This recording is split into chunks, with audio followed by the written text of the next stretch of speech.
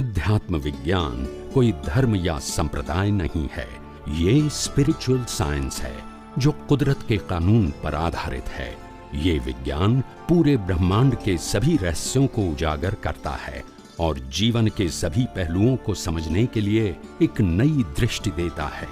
इसी को art of vision कहते हैं, दुनिया को देखने की एक नई दृष्टि, जो अध्यात्म विज्ञानी परम पूज्य स्वामी श्री कमलेशानंद जी के निर्देशन में सनातन सत्य का अनुसंधान कर हमारे जीवन को प्रकाशित करे।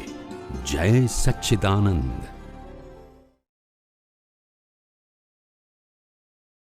नैनाबेन जोशी। જય શ્રી રામ સ્વામીજી। જય સચ્ચિદાનંદ, જય સચ્ચિદાનંદ। હા, આપણા સત્સંગમાં બહુ સાંભળ્યું છે કે આપણે જગત કલ્યાણ કરવા નથી જવાનું, પણ કલ્યાણ સ્વરૂપ થવાનું છે। કરેક્ટ, કરેક્ટ, બરાબર છે। તો એ કલ્યાણ સ્વરૂપ એટલે શું? જ્ઞાની કેવાય કલ્યાણ સ્વરૂપ એટલે એનું શું મતલબ સ્વામી? હા, કલ્યાણ સ્વરૂપ એટલે શું કહેવાય માંગે કે જેમ ગુલાબનો છોડ તૈયાર થઈ ગયો, એના ઉપર ફ્લાવર આવી ગયા, ખીલી ઉઠ્યા, હવે જે એની પાસે જશે એને સુગંધી મળશે। ગુલાબ તો કઈ આપા જતું નથી, પણ ગુલાબની મેચ્યોરિટી તૈયાર થઈ ગઈ કે સુગંધી વાળું થઈ ગયું।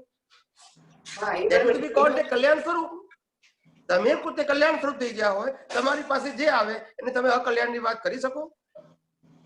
ના કરી શકો। That's it. આપણે કલ્યાણ સ્વરૂપ થઈ ગયા, કલ્યાણ સ્વરૂપ થઈ ગયા તો મારી પાસે કોઈ પણ વ્યક્તિ આવે તો હું અકલ્યાણની વાત કેવી રીતે કરી શકું? કારણ કે મારો સબ્જેક્ટ જ નથી। બરાબર છે, બરાબર છે। મારો પોઈન્ટ ખ્યાલ આવી ગયો? હા, ખ્યાલ આવી ગયો। અને આપણા સત્સંગ આવ્યા પછી ખરેખર કુદરતી રચના જે કહેવાય ને તે આમ બરાબર હાજર થઈ જતી હોય છે। આપણી હોય કુદરતી રચના, આપણા મન વચન કાયા હોય, બીજાના મન વચન કાયા હોય, જી જી, એમાં એ બહુ જ ઇઝીલી એ હાજર રહી જતું હોય છે। બરાબર છે, બરાબર છે। એટલે શું થાય કે ખરેખર જ આ કુદરતી રચના જ છે। હું જે કહું છું તે નહીં નથી કહેતો। આપણે સૂર્ય ચંદ્ર તારા, આ ગ્રહો નક્ષત્રો, પહાડ પર્વત, નદીઓ દરિયો વનસ્પતિ, આ બધાને કુદરત નથી કહેતા? હું કઈ નવી વાત નથી કરતો, ખાલી મારું પ્રેઝન્ટેશન નવું છે। અને સ્વામી આપણે આ જે એનાલાઇઝ બધું થતું હોય છે, આપણી સમ્યક બુદ્ધિથી થતું હોય છે ને, એનાલાઇઝ બરાબર છે। હા, બરાબર છે, બરાબર છે। બે પ્રકારની બુદ્ધિ હોય, એક મિથ્યા બુદ્ધિ ને સમ્યક। હવે આને સમ્યક શબ્દ કેમ લાગુ પડે હું તમને સમજાવું। જે બુદ્ધિથી સંસારના લાભાલાભ જુએ છે એને મિથ્યા બુદ્ધિ કહેવાય, ને જે બુદ્ધિથી સંસાર મુક્ત થવાની વાતો જાણે છે, આત્માના અનુભવ માટેની વાતો જાણે છે, આ જગતનું સનાતન સત્ય સમજવાની વાતો જાણવા માંગે છે, એને સમ્યક બુદ્ધિ કહેવાય। જેને ભૌતિક વસ્તુના લાભ નુકસાન સાથે કોઈ લેવા દેવા માટે એને સમ્યક કહી। સમ્યક એટલે સવળી, મિથ્યા એટલે અવળી। હમણાં 2-3 દિવસ પહેલા સાંભળ્યું કે પ્રજ્ઞા એટલે દ્રષ્ટિ।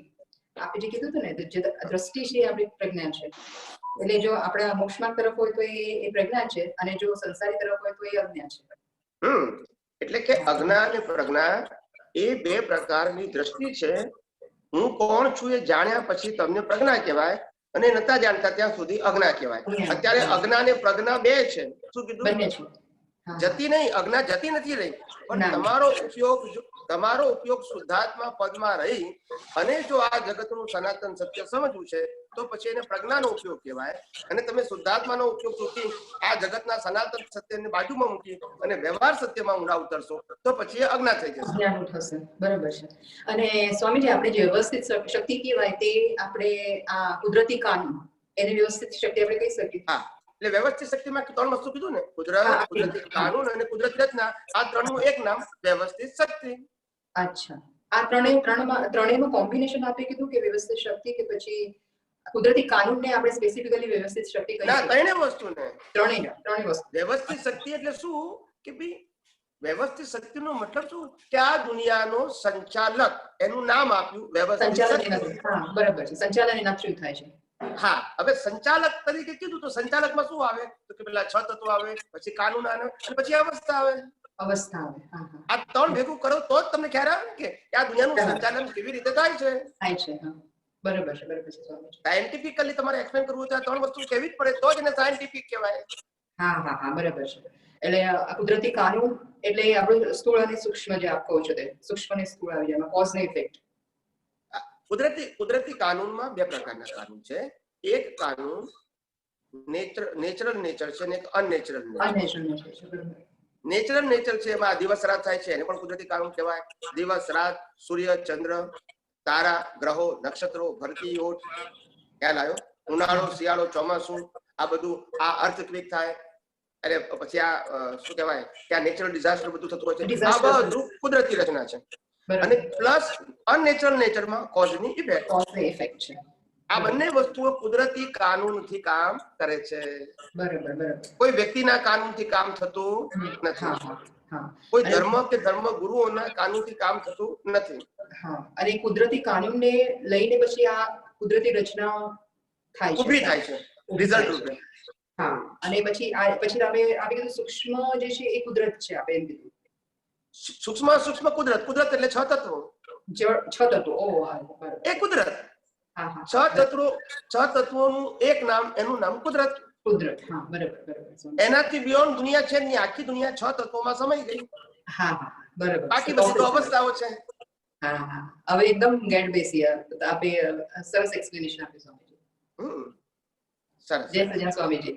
જય સચિદાનંદ.